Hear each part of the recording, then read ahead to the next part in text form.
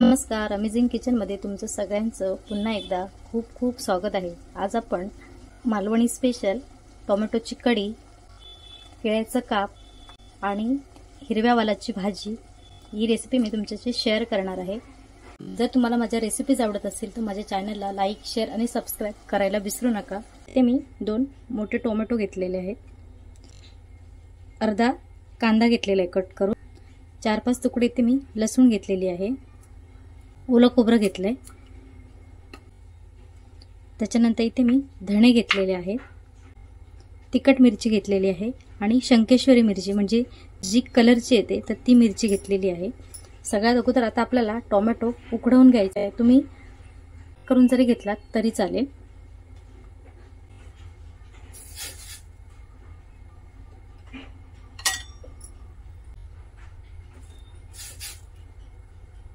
काप बनवून घ्यायचा आहे। तर सगळ्यात अगोदर केळ्याची साल काढून घ्यायची आहे आपल्याला। ही केळी मी गावची आणली होती आणि ही फक्त भाजीसाठीच केळी येतात, ही पिकवली जात नाही। पिकली तरी पण कधी कधी छान लागते, पण ही फक्त स्पेशली भाजीसाठीच येतात।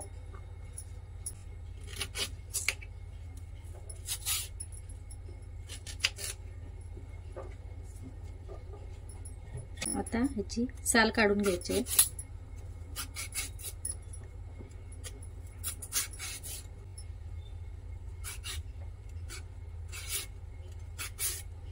पूर्ण केळ्याची साल काढून घ्यायची आहे।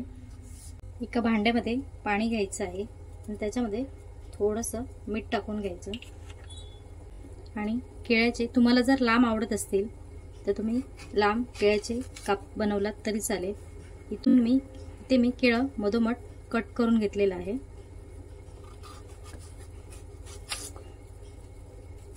आणि असे याचे थोडेसे मोठे, खूप पण बारीक नाही करायचे, थोडेसे जाडसर असे काप करून घ्यायचं आणि हे ह्या मिठाच्या पाण्यामध्ये घालून घ्यायचं।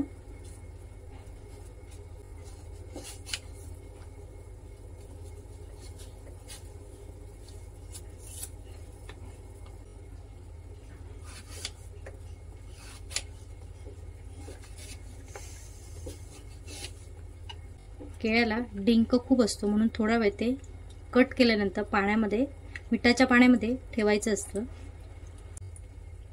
एक 10 मिनिटं आपल्याला हे असंच ठेवून घ्यायचं आहे। आता आपल्याला खोबरं बारीक करून घ्यायचं आहे। इथे मी धणे घेतलेले आहे, त्याच्यानंतर लसूण घालायचे आहे,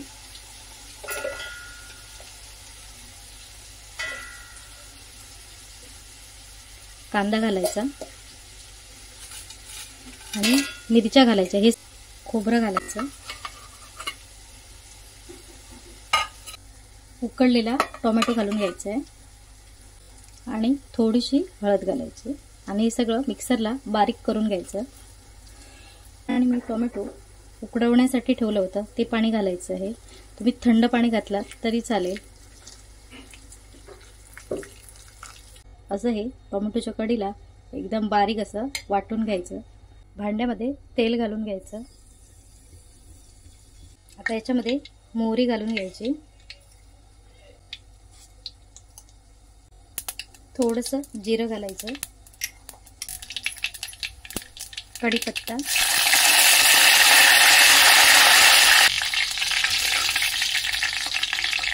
आणि वाटण याच्यामध्ये घालून घ्यायचं। वाटण ढवळून घ्यायचं।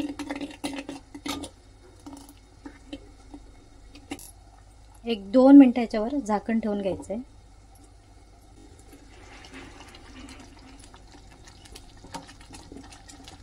आणि आता याच्यामध्ये पाणी घालायचं। टोमॅटोचा सार काय काय लोकांना पातळ लागतो, काय काय लोकांना थोडासा जाडसर लागतो आणि मातीच्या भांड्यामध्ये थोडीशी आमटी ही जाडसरच होते थोड्या वेळानंतर। आता याच्यामध्ये मीठ घालायचं आणि इथे मी 4 कोकम घेतले तर ती पण घालायची आहे। सार उकळवून घ्यायचं आहे। अजून एकदा सार चमच्याने ढवळून घ्यायचा म्हणजे तो छान उकळला जातो त्याच्यामध्ये कोथिंबीर घालायची आणि गॅस बंद करायचा. लगेच झाकण ठेवायचं नाही, पूर्ण वाफ गेल्यानंतरच झाकण ठेवून घ्यायचं आहे. ते तेल घालून घ्यायचं आहे. 1 चमचा मोहरी घालून घ्यायची. हिरवी मिरची घालायची.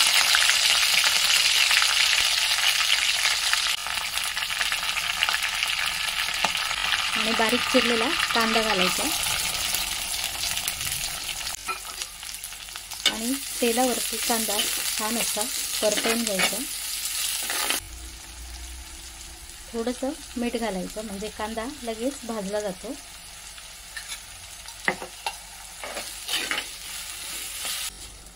आता याच्यामध्ये हळद घालायची.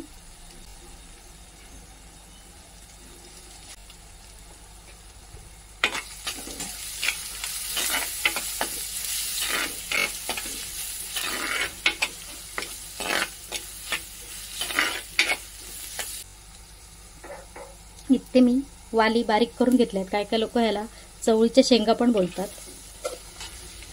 त्याच्यामध्ये घालून घ्यायचे आहे. मीठ घालायचं.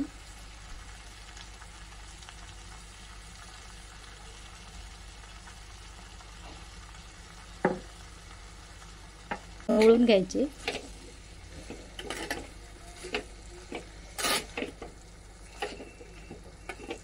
मध्ये पाणी बिलकुल वापरायचं नाहीये. वाफेवरतीच ही भाजी शिजवून घ्यायची आहे. इथे वालाची भाजी रेडी झालेली आहे. आता याच्यामध्ये थोडंसं ओलं खोबरं घालून घ्यायचं आहे. कोकणी लोकांचं ओलं खोबरं हे सगळ्यात जास्त फेमस आहे आणि ते घातल्यानंतरच आमच्याकडे भाजी आवडीने खातात. आणि ढवळून घ्यायचं. कोथिंबीर घालायची.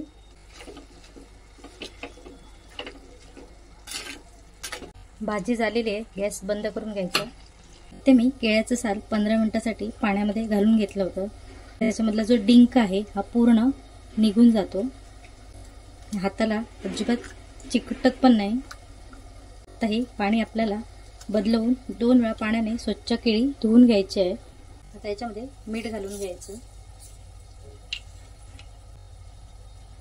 मसाला घालायचा.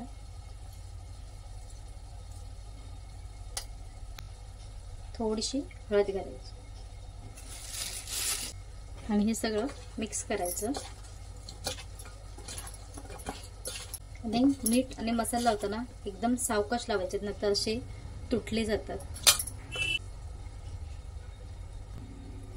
बारीक रवा घ्यायचा आणि थोडंसं तांदळाचं पीठ घ्यायचं आहे. याच्यामध्ये थोडंसं मीठ घालायचं. लाल मिरची पावडर, थोडीशी हळद आणि हे सगळं मिक्स करायचं.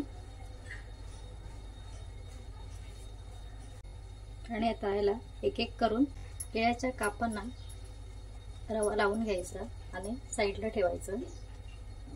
रवा लावताना थोडंसं प्रेस करायचं म्हणजे तो चांगला लागला जातो.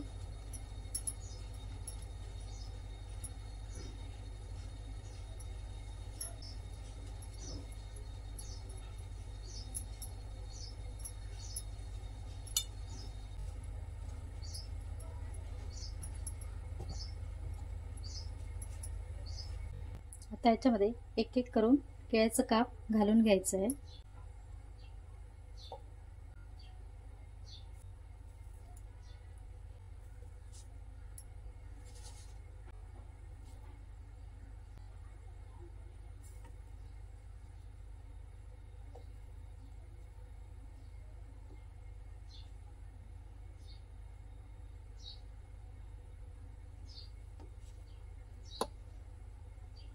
आणि आता याच्यामध्ये थोडंसं तेल घालून घ्यायचं.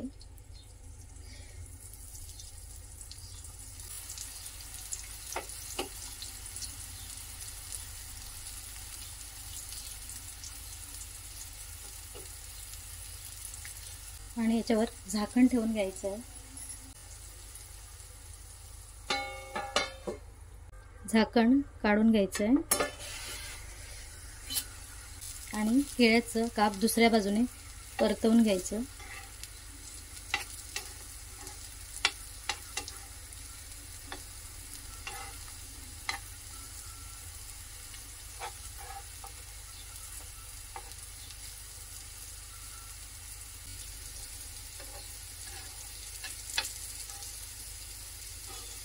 आता ह्याच्यावर झाकण ठेवायचं नाही. आता हे असंच आपल्याला फ्राय करून घ्यायचं आहे. अजून एकदा का दुसऱ्या बाजूने परतवून घ्यायचं. दोन्ही बाजू छान अशा दोन्ही बाजूने फ्राय होतात.